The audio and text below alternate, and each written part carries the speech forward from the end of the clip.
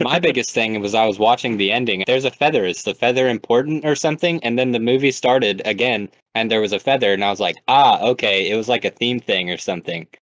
What's up, everybody? It's your boy here. Today we've got Graydon. That's me. Matthew. Yo, yo, yo. Jake. Howdy. Ryan. I still don't exist in life. And me, Trace.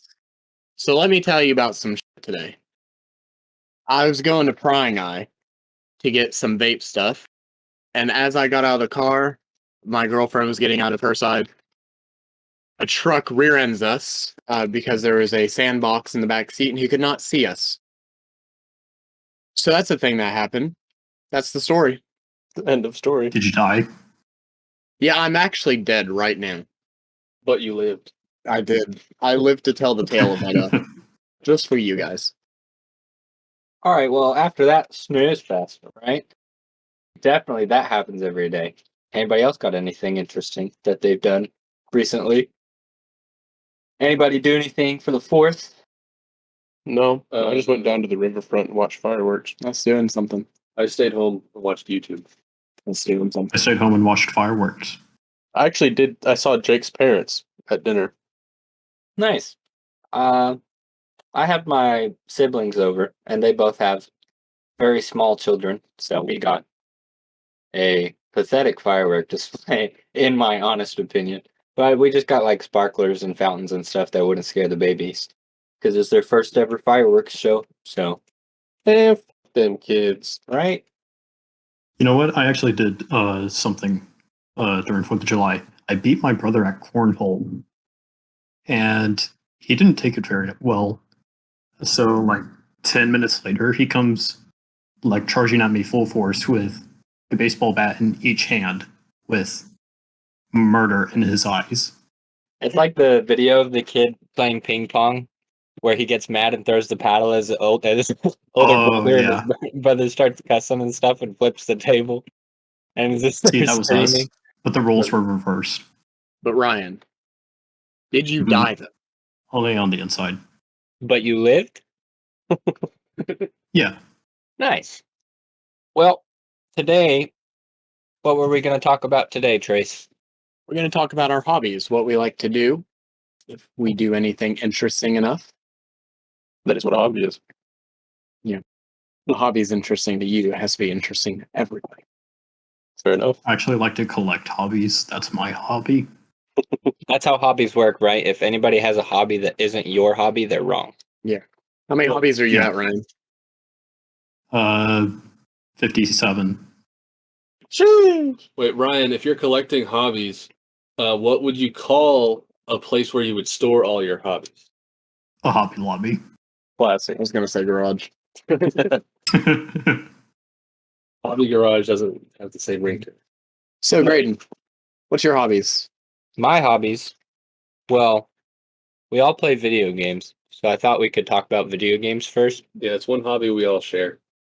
So, I would like to ask, what are your all-time favorite video games?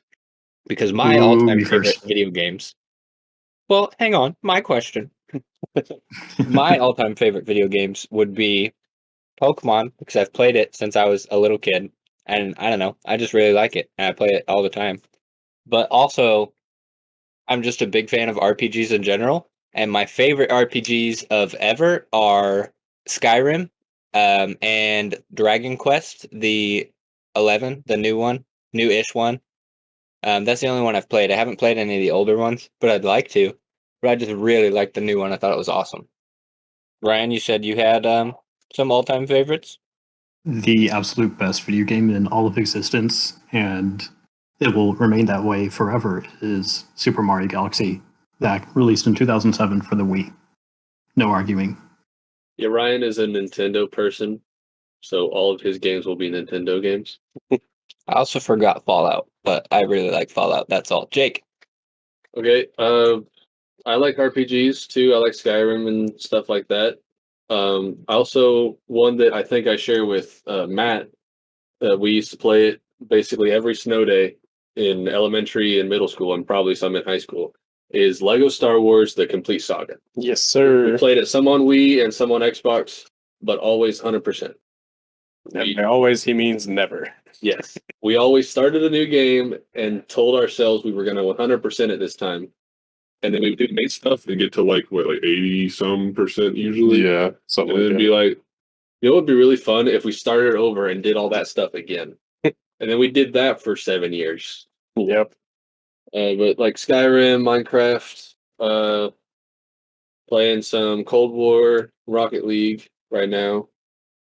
I wouldn't call most of those favorites, but they're just what I'm playing right now. And that's about all I got right now. So who wants to go next? I can go. I share a lot of the similar games with Jake, like Call of Duty, Minecraft, Rocket League. I don't really care for much RPGs. I've been getting more into them recently, but still, it's kind of not really my type of game. Hashtag ADHD. Wait a minute. Like, Pokemon's fun. I've been playing that since I was a kid. I play it much differently than Graydon, though. I don't use stat changing moves because I'm a Chad. Why would you try Yes, to sir. You can just kill them faster. This is why you always lose. We lose If it competitive. doesn't do damage, then Not why is why I it worth play the my game. time? The only stat we care about is HP and lowering the enemies to 0. Yes, sir. Trace, go. Well, I was trying to log into PlayStation Network so I can go on about all my platinum trophies. It's like 39. But What are these trophies you're talking it had me choose mazes that the mouse could not reach the cheese to verify my identity just to tell me my password is wrong. So it's whatever. But I gotta go with classic Crash Bandicoot. That's a good one. Those are 3 of the games I platinum trophied out of the 39. That's the funny whoa guy. Yeah, Funny woe guy. Crash Banooka. Spider-Man PS4, love the story, platinum trophy. It was great. God of War for PS4. It was beautiful graphics, beautiful story. Platinum trophied it. It was great. Mostly those nice, compelling story single-player games. But I also like Minecraft if I have to play with people. Which we force him to do from time to time. occasionally. Okay, the Trace. What is your opinion on Roblox? Oh, I tried it. I built a mansion. It was okay. Kept crashing my phone and Chromebook. It's not built for Android, apparently. So I'm going to have to give it a 3 out of 10. I've never played it. I hate when a game makes my phone crash Bandicoot. Did your phone die? I mean, yeah, but later on, but unrelated reasons. But did it live? You'll have to call the manufacturer. Somebody get Samsung on the phone right now. All right, Graydon, what's some recent favorites games? Like games you played recently that you really enjoyed? Well, recently, what we've been playing Rocket League because we play Rocket League all the time. Slowly getting better. Very slowly for some. Very slowly. I've just got back into playing zombies. I know you kept playing zombies. Call of Duty Zombies. Call of Duty Zombies. And I went on a little hiatus from that game, but I'm getting back into it. The new map's gonna be released in a week or something, so I'm excited for that. Like that game. Probably my favorite zombies would have been Infinite Warfare Zombies. I know that's not a popular opinion, but it's just the first zombies game I played, and it was easy for my first time playing it, so I don't know, I have a soft spot for it. And then, even more recently, the new Wizards of the Coast game, The Dark Alliance. I've been playing that, and I adore it. I don't know why, I'm just addicted to playing it. I don't know, it's fun. Because I knew you well enough to suggest it to you. Oh, and Biomutant is an incredible game. The most amazing thing about Biomutant, in my opinion, is that when you look at a game like Biomutant and then look at a game like, Fallout, Skyrim, other giant RPGs made by hundreds of people, you look at Biomutant, you're like, well, it's missing in some places, but then again, this game was made by 20 people, and it's just like, I don't know, it's just so fascinating that so few people have produced something that's of quality to a big name like Bethesda. Like, obviously Bethesda games have their charms and they are better mechanically and all that, but Biomutant's not so far off that I would consider it so unplayable or anything. I just think it's really awesome.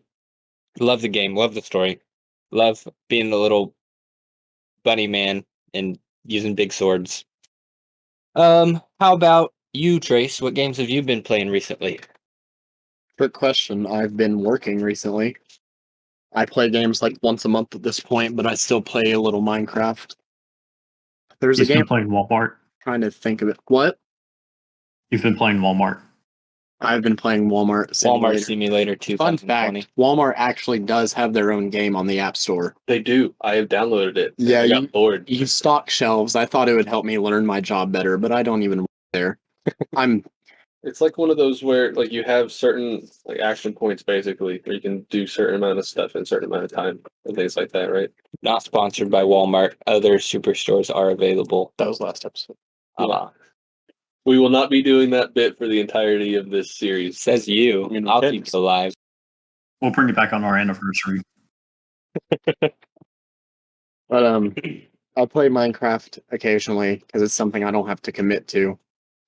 So it's the most Despite what some people in the group say. yeah. So it's the most flexible around my work schedule.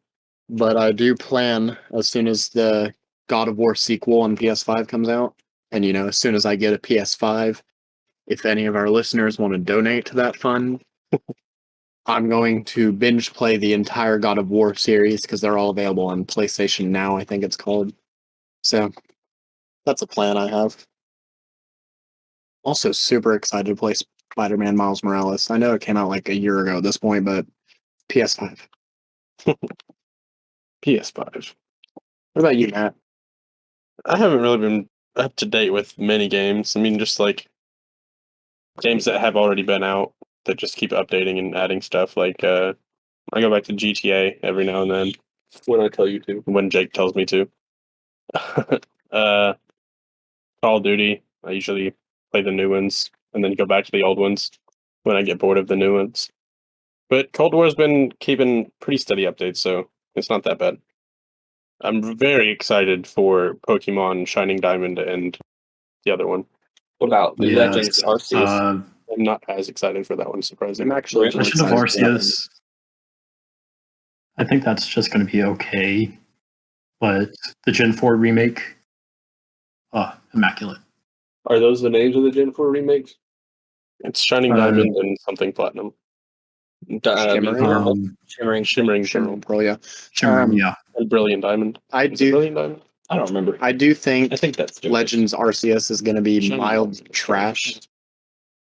I think it's going to be the first step toward the inevitable, amazing open world Pokemon game that at least I've been hoping for since like 2003. I think it'll be a good change of pace because like they always have their spin-off games, but like the last one that I thoroughly enjoyed and would like play more than the literal Pokemon main games is Pokemon Ranger. Conquest Oh. and Ranger.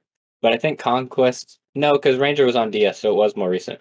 But Pokemon Conquest was awesome, and so was Pokemon Ranger. Those were like the two big ones that were really good that a lot of people liked. And then all the other ones are just crap little, oh, you're a toy Pikachu now. It's like, whatever. You taking pictures Well, Pokemon. well, with Arceus Legends, I think that's being developed by a different studio than the main title ones. Someone other than Game Freak. No, the remakes are by a different company. Oh, but is Legend of Arceus by Game Freak? Not sure on that one. But I know the remakes were by a different company because that's why everybody made the big buzz about the art style. Yeah, I knew that too. I'm not opposed to the art style. I'm really not. Because really, it's a Pokemon game, and it's a remake of a 2D one with 3D graphics. And even back then, the original Gen 4 games kind of had chibi models. So it's essentially what the game would have looked like if it had used 3D models back then. There was one game that Matt and I played a lot on the Wii. It was a Pokemon game called Pokemon Revolutions. It was pretty fun. It was basically only the battles part of a regular Pokemon game, and none of the bothering with the story. Basically, a massive turn. Like if you endless Final Four is how I would describe it. Yeah, that's accurate. Yeah, and you could take any game that was a Pokemon game made before this game was made. Like, I don't think it would accept Pokemon that were created after it. Like you could take your Heart Gold, Soul Silver, Diamond, and Pearl, Yeah, and you can take all those. export those Pokemon onto the Wii game. Yeah, everything in your party and in your box from that game, no matter how developed you are, how many Game Sharks you used, and you could send all of that Successfully into or that. unsuccessfully. Yeah, you could put that in there. Did you ever play Poke Park on the Wii? I did not. I also did not. I didn't, but heard I of it. always wanted I thought to. it sounded stupid. It was awesome. Actually, I used to watch like Let's Play videos on YouTube of Poke Park, and I remember just wanting it so bad, but I never got it. I played it, and like the only downside was you could only be Pikachu. You couldn't be any of your favorites or anything. But in the second couldn't one, you be like the could do others? or the Gen 5 starters. But Couldn't you be like essentially, the other Pokemon during the mini games? I don't quite remember. It was a while ago, but essentially it was so cool because instead of having the turn-based combat, right? You still had all your moves and stuff on different buttons, but it was real-time combat and you had free movement. So you could just straight up like get good and never get hit in an entire battle and then just body something for no reason other than you felt like it. So it was like Tekken almost. More like I want to say Breath of the Wild, but that's not quite right. But like that movement It'd be style, more you like can literally go what? anywhere you want. You can just run away from it and go fight something else. Like, It's like Dauntless. yeah, kind of. Yeah, but like fighting wasn't the main objective of the game. The whole thing was going around and making friends. Yeah, but I didn't pay any attention to that. You make friends by beating them into submission. You did sometimes. That's how Grade made friends. I'm excited. Back to the open world Pokemon game. I'm one of the few in the group that plays a lot of PC Minecraft, which means I play a lot of modded Minecraft. And one of my favorite mods is Pixelmon, where you're basically playing Pokemon in Minecraft, and it's very open world, very free roamy. It is a little janky sometimes because it's them trying to make Minecraft into Pokemon, and it doesn't always translate well. So if Game Freak can do that, but Pokemon, that would be the perfect game, I think. Yeah, it has a lot of potential. Speaking of Pokemon, I've actually been playing the new Pokemon Snap game a whole lot. And it's probably the best looking Pokemon game so far. Okay, well, we've been talking about Pokemon for a while. For some reason. There's a lot to talk about. There's like 900 of the little Sons of biscuits. You gotta catch them all so you can talk about them all. Exactly. Yeah. All right. I think we talked about video games for a while too. Some other things that a few of us are involved in is sports, even if it's less so now than it was when we were in high school. So does It's somebody very want much to less start? so. Yes. Does someone want to start talking about sports? You that they start. played? Okay, I'll start. I know how to play basketball, but I haven't played that since elementary, so I don't think that would count. My main sport, as well as two other people here, is soccer.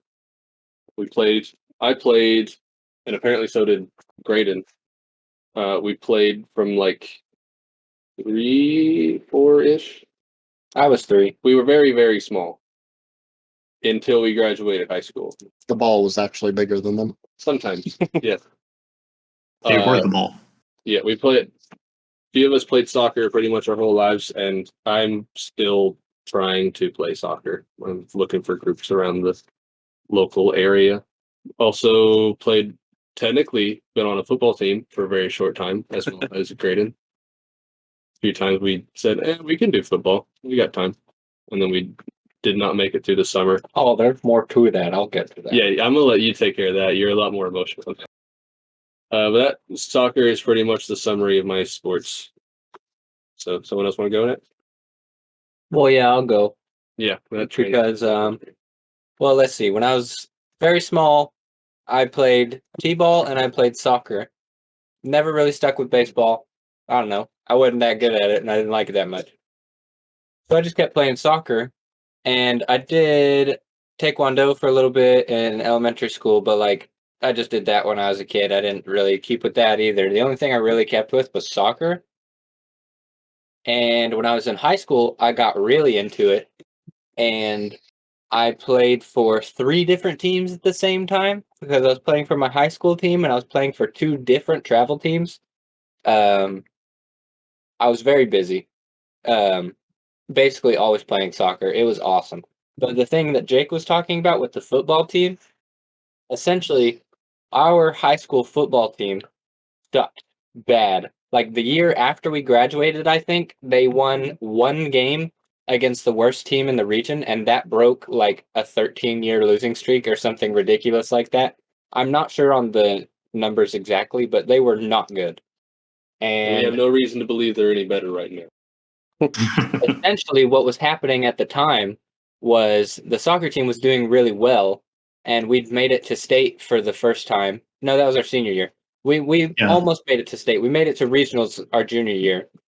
Our senior year was the first time we made it to state, but this happened our junior year because a lot of the football players were really good athletes, but they were just playing for a really crap team. So there was a bunch of them that switched over to the soccer team because the soccer team was performing and doing good. And there were teams that switched. There were players that switched to basketball and other stuff as well because most of our sports teams weren't that bad. But the football team was horrendous, and the kids that did stay on the football team decided, well, we're the football team, so all these other teams, they're just pansy teams. They just play pansy sports. They don't play football. And so there was a whole bunch of kids that were like, yeah, okay, and decided to join the football team just to show them up. And that included me and Jake, but it was honestly so pathetic I couldn't stay. We went to practice for 2 months, and the first like month and a half was weightlifting, and it's like, that's fine. That's a football team. You got to get big. Yeah. So I didn't have any problems with that. The problem was after we did a month and a half of weightlifting, we ran for the first time ever for that whole summer.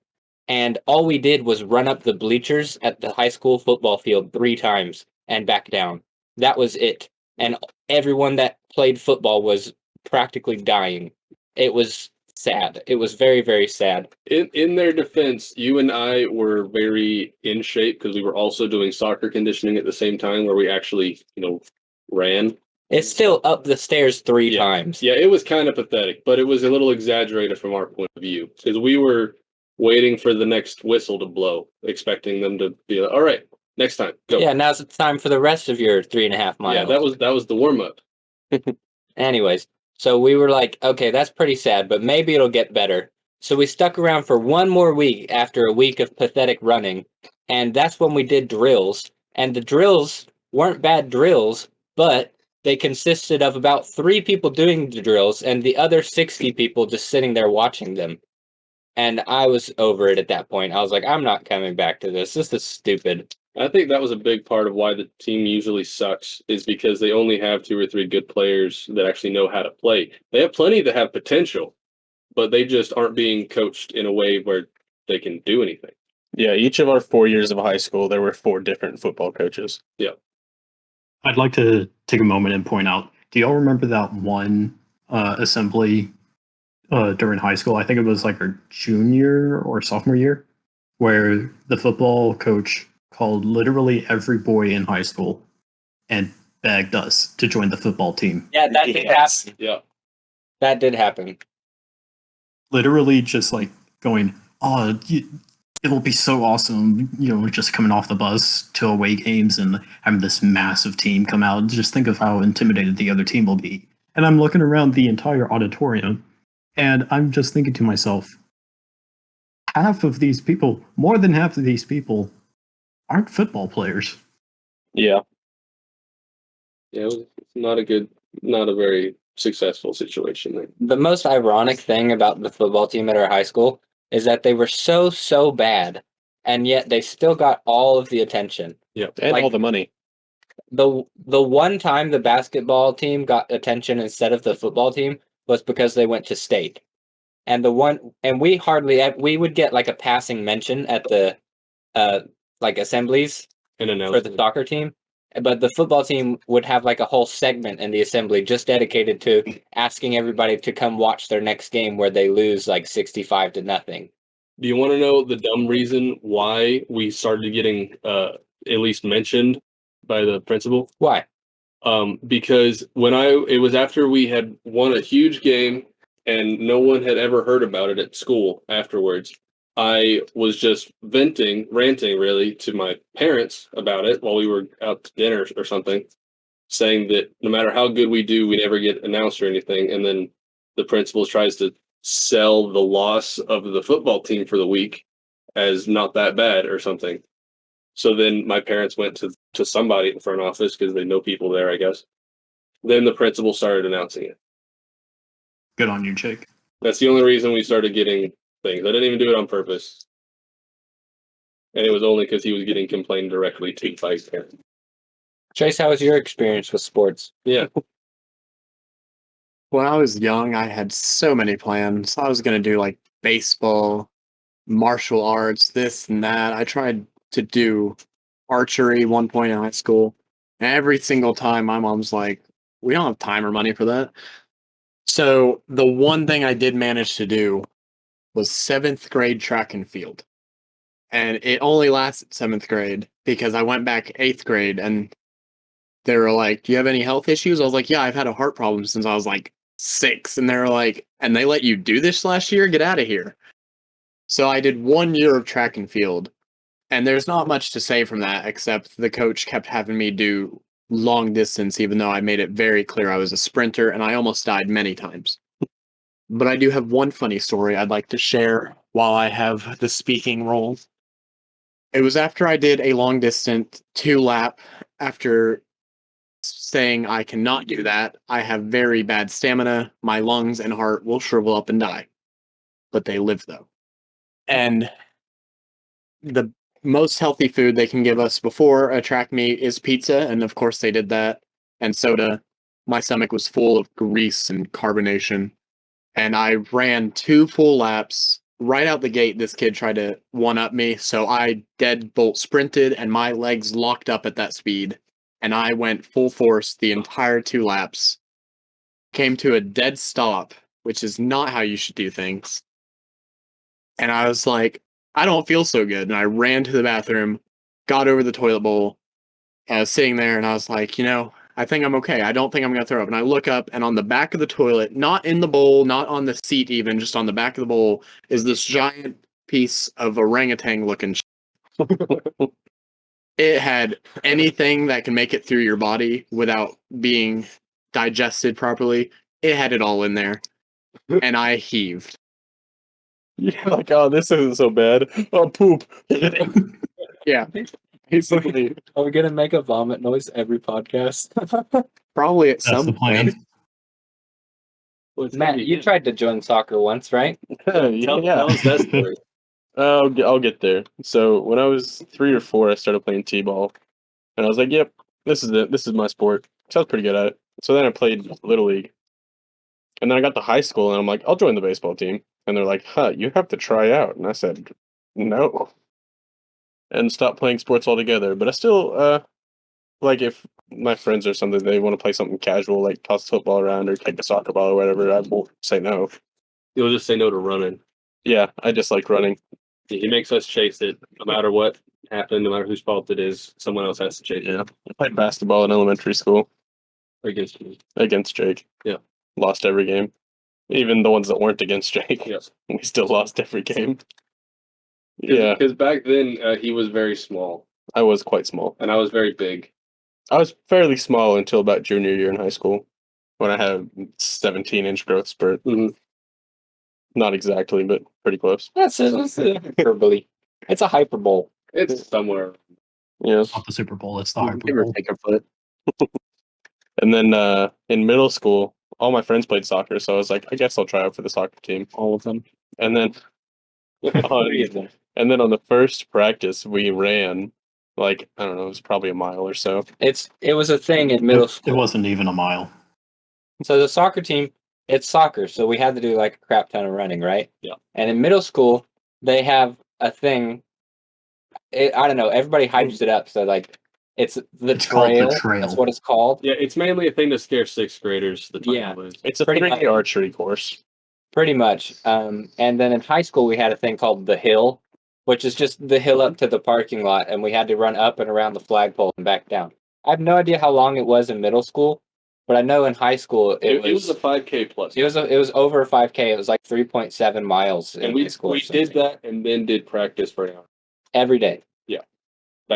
So Back to the trail. back to middle school, we ran the trail, and I got everyone past me. I was just kind of walking at that point because I was like, I'm not coming back to this. And so right at the end, I'm like, they won't miss me for most of the practice. So I just sat down and just kind of chilled. And then when I got back, I told everybody I blacked out. What And a that's power move. the extent of my soccer career. Ryan? So like most of the other people, I kind of started out with T-ball. I did that for like maybe 2-3 years back in elementary school. But the two sports that I stuck around with up throughout high school was soccer and taekwondo. So it was me, Graydon, and Jake. We were the soccer trio of the friend group. But with taekwondo, I think I actually started doing that before I played soccer. I started doing taekwondo back in third grade. And the entire reason I joined, I had this, I think it was a Power Ranger VHS, and it was like a martial art video taught by the original Green Ranger. And I got very invested into it. My little 7-year-old mind couldn't handle it.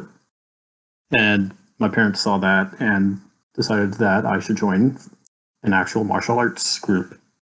And I did that, I want to say, up to halfway through senior year. And I got really close to getting my black belt. I was the belt below it. But then things got busy trying to figure out stuff for college and everything. So I just kind of left it at that. But being in Taekwondo did create at least one very interesting story that Matthew and Trace know about. So Pick up wherever. I'll pay you. in third grade, I joined a Taekwondo group in our hometown, all because I started watching some Power Rangers VHS. And I stuck with it up through, I want to say, halfway through senior year of high school. And I got really close to getting my black belt. I was the belt below it, which was, for that Taekwondo studio, that was the blue belt. And, maybe one day I'll go back and try and actually commit and get the black belt. That way, that can be something that's like, hey, I got a black belt. But being in Taekwondo did give me a really interesting story that Matthew and Trace actually experienced. It was at one of my church's lock-in events, and we had gotten my Taekwondo instructor to come for an hour to just teach some basic stuff to some of the people there during the lockout. And I had invited Matthew and Trace to come hang out that night. And I can't remember who it was, but someone during that time picked me up and was like, all right, if you're in Taekwondo, try and get out of this. I don't exactly remember what happened, but the way Grace and Matthew described it, I just kind of swung around this person, and they quoted me being a spider monkey. That is accurate. Yes. You weren't there. I've been around when we called a spider monkey. Not on this story. I'm sorry, Ryan. I kind of stopped listening We called you Spider Monkey at soccer. because I'm actually hashtag ADHD. I would like to share this story while you mentioned the lockdown, just because it popped in my mind and I find it entertaining. We played a game of hide and seek at this lockdown, And Fucking. what? Same thing. Fucking. Lock in, whatever. And Matthew and I had the greatest idea ever to hide under the pews.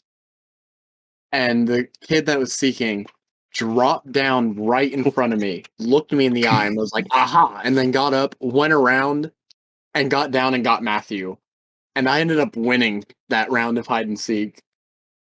And I don't know how he saw Matthew through me without seeing me. But that's it. It was pretty lame. It's pretty great. I liked it. But speaking of soccer, I kind of had my own thing going on in soccer. It was called getting hit in the head a lot. Head magnet, ball magnet. That's what it was. Head magnet. What was it? What was Ball it? magnet. Your head was a ball magnet. That's what it was. Was it a game during 8th grade where I got hit in the head so hard that I essentially flew up in the air, landed on my back, and just kind of rolled over onto my stomach? I don't remember that, but I don't remember middle school. Somebody did that to Jake with their body, and then I put them out of commission for the game. Yeah, he abandoned me. Didn't you do that like mini games though? I did that a lot. We did that for each other when we were capable. We had about the same temper at soccer. Yeah, the soccer team freshman year of high school was very different than the senior year. Matthew, talk about board games. Board game. So something else that we all like to do as a group is we'll get together and we'll play board games. And like when I think about it abstractly, I don't generally think, oh yeah, we play a lot of board games. But then I think about how we spend an entire week every year with board games as essentially our only source of entertainment and have no issues. So yeah, I feel like we really like board games because we play them a good bit. Graydon, I think you're being a little too general. When you say board games, I think you mean board game. Yeah, we do Yeah, have board game. one particular favorite, Game. but we do play a few. To be fair, Yeah. I think we should save that special one for Yeah. last. We'll save it. We'll explain it last. we do play It's going to take a about good bit of. 30 minutes podcast. I do think one that we play a good bit of is Uno, and I'd like to Those are mention cards, not Uno's a board. card game. Yeah. same thing. Yeah, there's no boards in Well, Uno. anyways, Anyway, I'd like to You mention. don't have Uno. I'd like to. It came with your Xbox. I'd like to I don't mention have that an at one Xbox. point it was me, Trace, and Matt, correct? sure. And Justin. And Justin.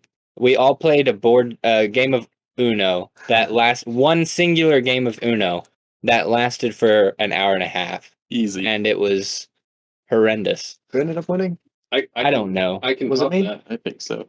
I It was my family and I, we went on a family vacation. By my family, I mean my What was it? household, the household of every sibling of my mom, her parents, and some even more extended family were all on one vacation. And we discovered there is definitely a cap on how many players can play Uno at once. Because our Uno game was 13 people and it lasted 6 hours. Because the elderly people just sort of stopped paying attention for a while, like every now and then, because that's a long time to do one thing. Mm-hmm. But enough of us were competitive enough where we did end up finally finishing things. But yeah, that's the longest game of Uno I've ever played, and I never want to play that much again.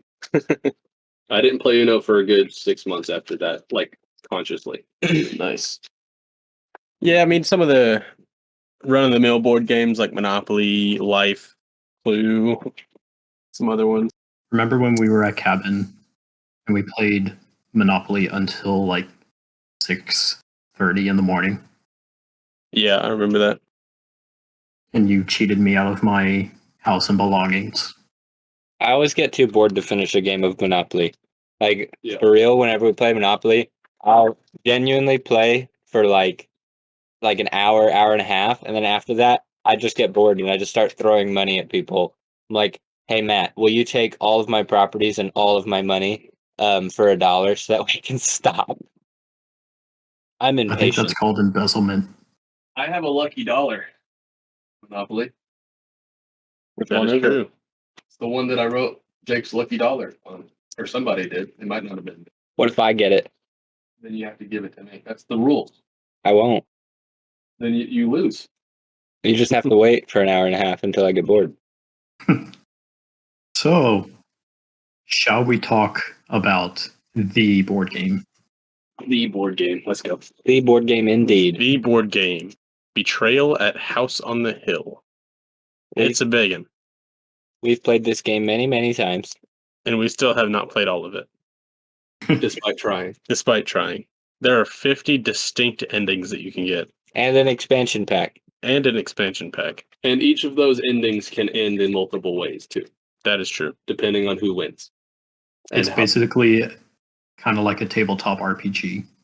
Yeah. Yes. So there's technically 100 endings if you count the survivors and the traders endings separately. With an additional surplus of 50, including the expansion pack, which would make 100 again for trader survivors. 200 endings if you get the expansion pack. Yeah. It's crazy. But Matthew, you want to explain how the game works? Yeah, I can. So we've been playing this game fairly consistently for probably 4 years. Consistency? You want to say that line again? We've been playing this game pretty consistently for about 4 years. We'll cut that. For how long? About 4 years. Consistently? Consistency. That's not very consistent of you. Is it viscous? No. It's vicious. And then Viscous? Voluptuous? so the game starts. There are 3 pieces. There's the upper landing, which is like a little square tile of cardboard. There's the basement landing, which is a similar square tile of cardboard. And then there's a bigger one, which is like 3 tiles connected, and that's like the front door, the foyer, and the stairs to upstairs. So each character has 4 stats. They have might, speed, knowledge, and sanity. And each of them make the game work a little bit different. So your speed, you can move that many squares through doors. And once you're out of speed, your turn's over. Or there's 3 different room types. There's omens, events, and items. And when you discover a new room, it can have one of those 3 symbols on it, which might end your turn, because if it's an event, you draw an event card and read the event and do the event, and then your turn ends. If it's an omen, you draw the omen. It's like an item. It gives you buffs or debuffs, and your turn ends. Or if it's an item, you just draw a regular item and you keep going. I would like to state real quick, this may sound like a very detailed explanation of the game, but it is summarizing because this is a very detailed game. Yeah, this is summarizing, which is surprising.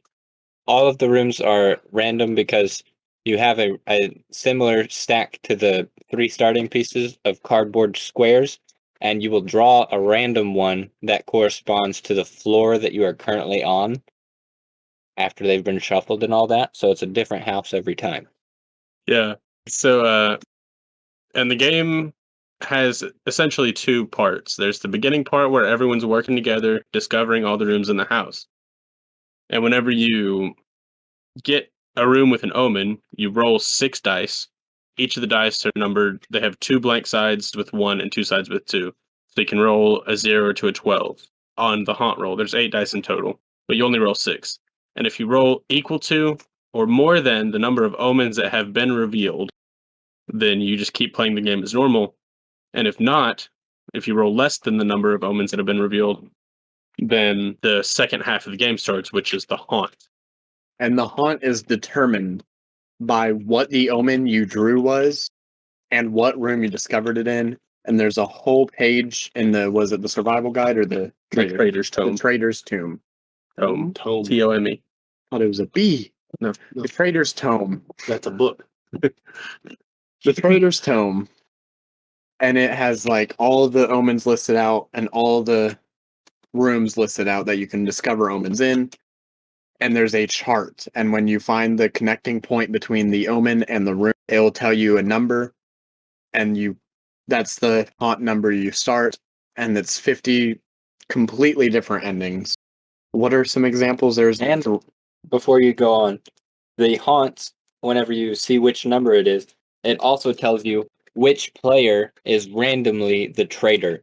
Like some haunts will be a specific character, since all the characters have names. Some haunts will be whichever character currently has the highest in this stat, and most of the haunts will be either whoever picked up the omen and revealed the haunt, or the person to their left. But there's one ending where a dragon just bursts into the room. You have to get like armor and shield and all that. You have to kill it. What's another one? There's one where they make you tiny, the trader does, and there's cats hunting you, and you have to get a toy airplane and start it up and escape out the window. Basically, Honey, I Shrunk the Kids. That one. Yeah. And there's some that have no trader. Like there's one where a giant bird picks up the house and just starts flying away with it. And there's only a certain number of parachutes in the house, and only certain rooms that you can jump out of the house in. I won that one. Yeah. Because when we played that one, it was me and Jake and Trace playing. No, it was me, Justin, and Trace playing. And Trace, me and Justin did not have a lot of speed, and Trace was in the upstairs all by himself. And the room he was in was both a room that a parachute could be in and a room you could jump out of the house in. And it was his turn. So he made his turn, got the parachute. Me and Justin tried to get to him, and then on his next turn, he left the house and won. And then there's another one with no traders. It's a treasure hunt where you just go around the house looking for lost treasures, and whoever finds the most wins, I think. I don't think we've ever played that one. There's another one that I don't particularly enjoy, because the trader's always outnumbered because it's always just one guy. And there's one where it's like Saw, and every player magically has a collar around their neck that will explode and kill them. And the trader gets absolutely no benefits. It's just luck whether or not the collar kills them. And the worst part is you have a collar as well, and you have to make a roll. And if your roll fails, then everybody knows that you're the trader. And then Yeah. so there's no benefit. Like, I don't know. I don't like that one because the trader's essentially hopeless, because it's not horribly difficult to get out of the collar, because normally by the time the haunts are revealed, most of the rooms have been explored. So all the rooms where there's a possibility for a key are already there, and everybody just goes and gets a key and wins. Unless I'm the haunt revealer, then the haunt is very early game. I'm very poor at rolling the haunt and not revealing it. You know what another good ending was? The one where we all had voodoo dolls. I liked that one. Yeah, Yes. and each voodoo doll had a different thing going on. It was made out of different... Mm-hmm. And was it on your turn every time you rolled, and it was a different thing that caused you to die? Yeah. Mhm. I gave Justin the most bullcrap one because he volunteered. I was the trader for that one. And I said, who wants the most bullcrap death? And Justin was like, I do. So I gave him one where most of them were stat rolls. So you had to roll a certain stat. And if you rolled higher than a certain number, you didn't take damage. And if you lost, you took a little bit of damage. But that one was not a stat roll. It was just a flat roll. And if you rolled less than the number of turns that had passed since you got the voodoo doll, you instantly die. It was pretty dumb. And how many dice was he able to roll? It was like 4 dice. Yeah. So at most, he would survive 8 turns. That's if he rolled perfectly every time. He would survive 8 turns. If he That rolled was- perfectly on the last one, at least. That was single-handedly the most stressful game I had ever played. Yeah, Ryan got saved last and was panicking the whole time. There was a lot of yelling My- involved. Yeah, my My whole idea thing- was we already saved enough people to win. So I was like, Ryan, kill yourself and we win. Yeah, most of the survivor victories are based on a percentage, because it's pretty difficult when in large numbers to for the trader to kill everyone. So for the most part, it's just like kill most of them and you win. So like the survivors for that one, since there was a full table of 6 people, needed 3 people to survive. So the trader only had to kill 3, and I did not manage to do so, but I was close. I killed 2, and Ryan was very close to death. Yeah, my whole thing was my voodoo doll was burning up somewhere, and we had literally checked like the kitchen, the furnace room, literally anything that had. You actually did fire. not check the kitchen. That was the Yeah, the funny kitchen part. was that was in, and I'm like, Really? it might be in the kitchen. We all somehow we all somehow collectively thought we checked the kitchen just because we agreed to do it and then never did it. And I never corrected them. We were so Obviously. convinced that it was in the furnace. Yeah, because that made the most sense. And we spent like 10 turns trying to get to it, only for it to not be there. Yeah. Another roll I'm bad at. I had to get through a room where I had to roll a certain stat or I couldn't move. And I did not move for the majority of the game after that started. Okay, so that's betrayal. Sounds a lot more complicated than it is. Once It's you a get, lot of fun. yeah, once you get the hang of it, it's probably the best board game out there. Yeah, once you're 1 or 2 games in, it's cake. Understanding it is cake. Mechanics wise. Winning it is not cake. Well, what are some of your guys' favorite movies and TV shows? Avengers Endgame. I still know I all the always words go to the back and first watch Toy that. Story. So does everybody. No one that has ever watched the first Toy Story with me before will ever watch it with me again because I know all the lines and I say them whether I mean to or not. Same, but with Shrek. I know all the words to the first Shrek movie. You're like Will Smith from I Am Legend. Yeah, that's also a really good movie. Another movie where the dog told Spoilers. See, first of all, the book's so much better. you. Imagine reading. Yeah. I mean, I haven't done it since I was like 9, but I read it twice when I was 8. But okay, Shrek, real quick, cinema masterpiece. Soundtrack, amazing. Yeah, Shrek 2, just as good. After that, DreamWorks kind of gave up, which There's- is sad. There are Like, only 2 Shrek movies. Shrek Forever After. I don't want to hear trash on that one. It's Okay. the perfect ending to a trilogy that should have been a trilogy. It is a trilogy. What do you mean? Yeah, okay. That's why it's not called Shrek 4. Ever After. Okay. Have any of you seen Soul or Onward? I've seen Onward. It is a I've- fantastic movie. Onward's the one where their dad's only half? Yeah. Yeah, I've seen that one. Which is half more of a dad than I. So I'm right there, halfway point, emotional attachment to that movie. Tom Holland and Chris Pratt as brothers, Excellent. excellent choice. They played their parts so well. That is a motion. It is one of the 3 Pixar movies that have made me teary-eyed at the end. Very few movies have made me actually cry, but they got me teary-eyed. Back to Soul. None of you have seen Soul. I've No. been meaning to, but I Yeah, I saw Soul. Was it not so good?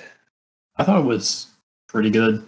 Like, it's definitely not the best Pixar movie out there, but I'm not saying Oh, best, that's I'm saying it's so good. Onward's still the best in my book, but Soul, I don't know what Ryan has to say, and he's already lost my Vote. caringness. Soul, just something about like the whole exploration of was your life meaningful? Just to go on this grand adventure to come to the realization that life is as meaningful as you make it.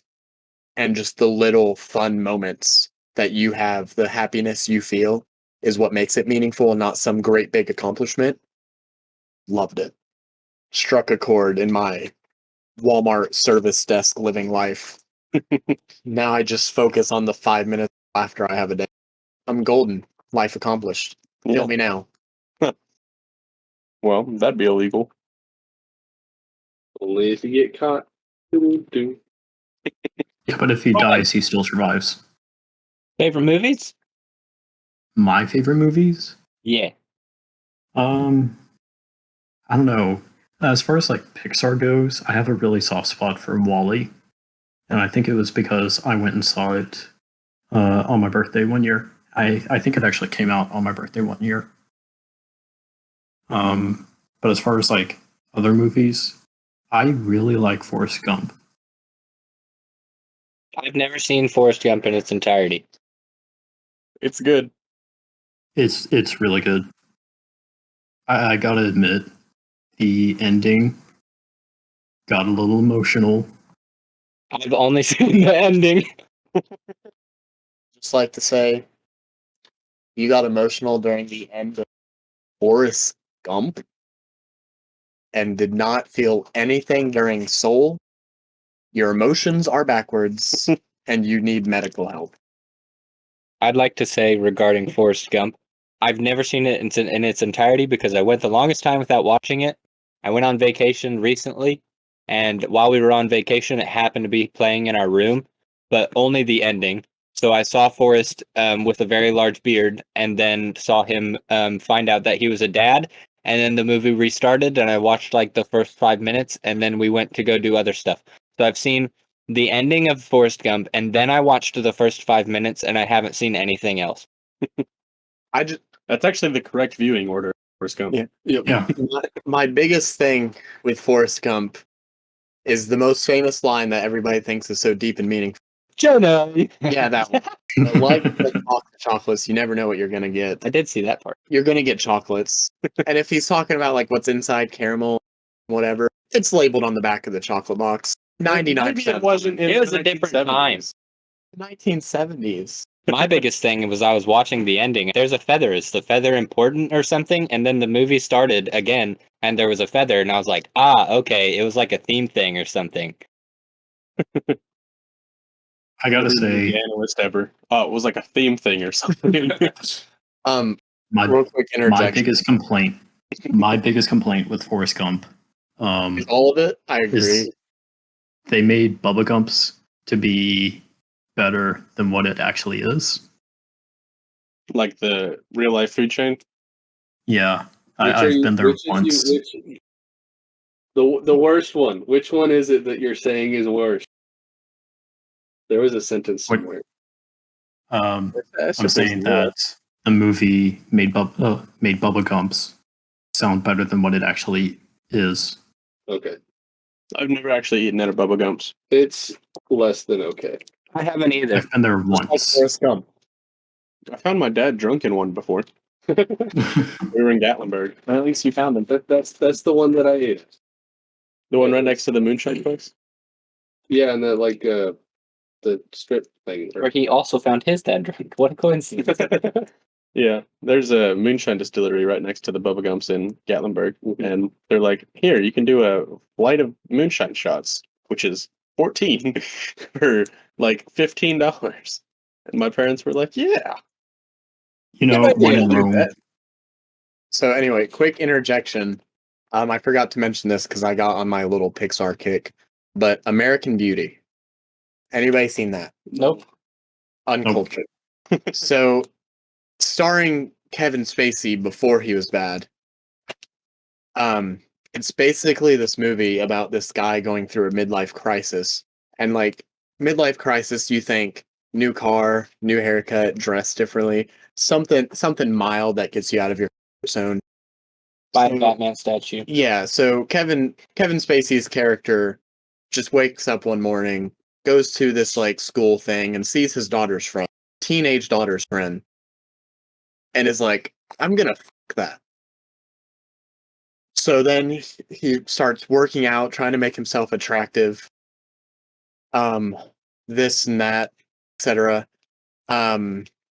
His wife's doing her own thing. There's a lot of B and C stories in this, but the main story with Kevin Spacey, he gets absolutely ripped. He gets the daughter's friends over, and he's about to engage in sexual activity with her, and then she's like, I'm a virgin, and he just snaps out of it. He's like, what am I doing? I don't want to do this. I have a wife and I'm happy. He goes to the garage. Quick B story note. His son, no, this kid was selling him drugs. Just some kid. I think it was his neighbor or something. It's been years. Selling him drugs, and the kid's father, who's very strict, very old fashioned, sees through the window of his son going over to Kevin Spacey's house. I don't remember the character's name. It's Kevin Spacey. And through the window, and how the window panes were perfectly concealing, as the kid got on his knees on the not on the coffee table, in front of the coffee table to like get the cocaine ready or whatever he's. Kevin Spacey sits on the couch, puts his arm back and relax, and the paint is perfectly covering So the kid's father thinks he's giving Kevin Spacey the old, sloppy toppy. And he punishes him for being gay just to, and back to the garage scene, come over in the pouring rain and kiss Kevin Spacey on the mouth. Oh, Because he's apparently been closet gay his entire life, and that's why he punishes his son for gay stuff. naturally. Yeah. And then after that, Kevin Spacey sits down, just looks at a picture of his family or whatever. He's like, my life's not so bad. I need to enjoy what I have. Spoiler alert. And then a gun comes in frame and shoots him in the head, and the movie's over. Oh, Yeah, it's Okay. What a roller coaster. really good. Wow. Where'd the gun come from? I think it was his wife that ended up shooting him. They had it set up where like so many people were going to shoot him. Like the kid's dad was going to shoot him for getting head from his son. But he kissed him. Yeah, that's when it revealed that it wasn't going to be him. Yeah. The kid, his daughter was going to kill him so she could run away and be with her boyfriend. Couldn't she do that anyways? Yeah. But she specifically wanted to kill her dad for some reason. Like I said, details blurry, been years. But I think it ended up being the wife who killed him. Or not cheating on him? Well, I mean, he tried to cheat on her. Oh, that's the best part. After he started behaving differently, working out and all that, she was like, something's fishy. He's up to something. So I'm going to sleep with this one rich dude. Naturally. Yeah, so they almost cheated on each other, but he backed out. She did not. He actually caught her when they went through drive-through, and he was working the drive-through. And he was just like, how are you doing? Here's your food. Caught you. And she was like, well, my life's over. He's going to leave. React poorly at all. He was just like, I caught you doing this. I'm not happy about it. Here's your... But she is like, oh no, my life's over. He's going to leave me. I have to kill him. That'll make my life continue as normal. Gotta get that insurance money. Well, did she know that he's working there? Oh no, there's something happened. He started working there for some reason, lost his job, or just did it for funsies. It's a weird movie. It's named after the American Beauty flower, which there's a famous scene of the daughter's friend in a bathtub covered in American Beauties. That's like the cover art on the VHS box. It's like a double VHX. VHS is such a long movie. Highly recommend though. Back to Kevin Spacey's glory days before, Thanks. yeah. Anyway, what movies do you like, Matthew? I enjoy most movies as long as they don't suck. End of story. Okay. It's not a big movie. My favorite movie is The Labyrinth with Jennifer Connelly and David Bowie. It is very nice. Essentially, Jennifer plays this one teenage girl who's like, damn, my baby stepbrother sucks. Here, Goblin King, have him, take him. I don't want him anymore. And then the Goblin King, played by David Bowie, goes, oh, real shit, and then takes him. And then she says, wait, no, never mind, I take it back. And then he says, too bad. So then she has to do a labyrinth in 13 hours to get him back. And she meets some wacky friends along the way.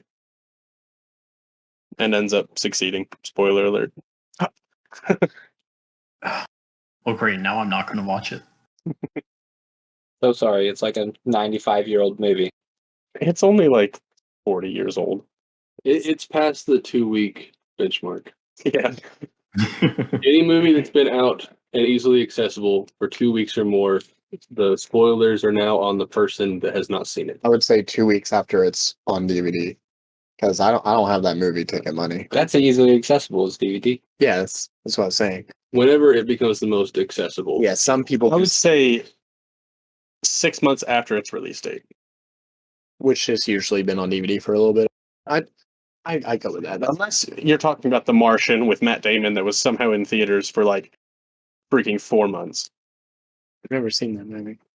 That's pretty good. Saw that Spoiler once. alert, Matt Damon goes to Mars Oh no! all by himself. Doesn't he grow potatoes with his poop? Not his poop, Yes. collective poop. It's mostly his after he runs out of the others. Potentially. The others poops. I can't help but feel like that probably wouldn't be sustainable. It With would only be. one man There was poop. a video made on Yeah. the It's only one man. We poop? watched it in Miss Baldwin's. I don't remember that.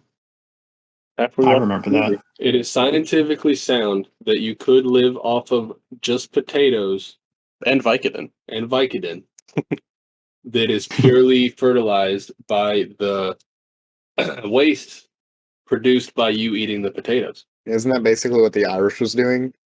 That's why Yeah, and then they ran out of potatoes. that's why it hit them so But hard. they kept making. No, the actual plot of The Martian is Matt Damon actually transforms into Marvin the Martian, and the whole movie is basically a prequel to Space Jam. He transforms into Mars. And is a prequel to Guardians Volume 2. Well, anyway, that's been our 2 cents for the day. Thanks for tuning in. This has been Jaboy. Make sure to follow us on Facebook at It's Jaboy Here, Instagram, It's Jaboy Here. You can give us money on Patreon. We are Jaboy. If you have Reddit, we have a page, /It's Jaboy Here. Spotify is Jaboy. We have a TikTok at It's Jaboy Here 5. Twitch at It's Jaboy Here 5. Twitter at It's Jaboy Here. YouTube, Jaboy. And that's about it. Feel free to go back and watch our first episode, now available on Spotify and YouTube, titled Not Sponsored. And we'll see you on the next one. Peace out.